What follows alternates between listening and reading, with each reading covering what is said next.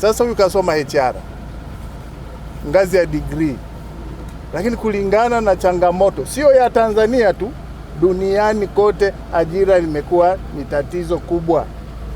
Yeye amejiongeza, kaja huko, kaja kuchukua mitambo.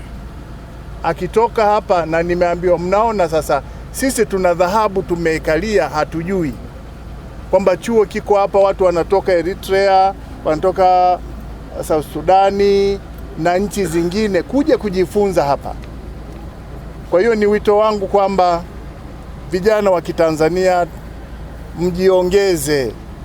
Ajira zimekuwa ni changamoto, na tunashukuru hata ukienda kwenye website ya ILO, unemployment rate ya South Africa ni kubwa sana ukilinganisha na kwetu.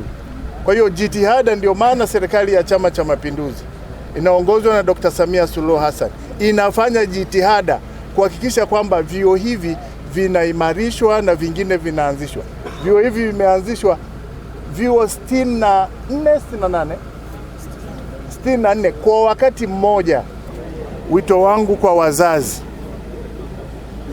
kwamba, ndugu zangu wazazi kama mimi, dunia imebadilika sasa hivi. Sisi tuliosoma miaka ya huko nyuma, wengine hawakuweza kuendelea na shule kwa sababu ajira zilikuwa nyingi. Unamaliza form 4, tulikuwa kuna kitu kinaitwa direct employment. Form 4 tu unapata ajira ya moja kwa moja kutoka shuleni na unaenda kufanya kazi. Sasa hivi hamna ajira za namna hiyo, si kwa Tanzania na dunia nzima. Tena Tanzania tuna unafuu. Kwa hiyo wito wangu kwa wazazi, waleteni watoto kwenye fursa mbalimbali. Wako viongozi wanatuambia twende VETA, hatuwaelewi.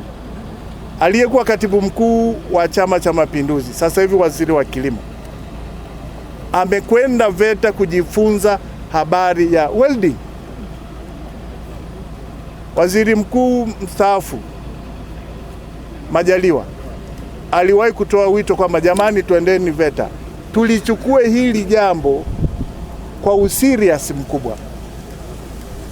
Nimesema kwamba mimi ni mdau wa VETA, na kwa taarifa zenu sasa hivi majeshi yanahitaji watu kutoka VETA, plumbing, useremala, welding. Ukisimama na cheti chako cha miezi 6 cha welding au kozi ya miaka miwili ya plumbing, mkaenda kwenye kozi ya jeshi, polisi, magereza, JKT au kwingineko, anayechukuliwa na kupewa kipaumbele ni yule mwenye taaluma.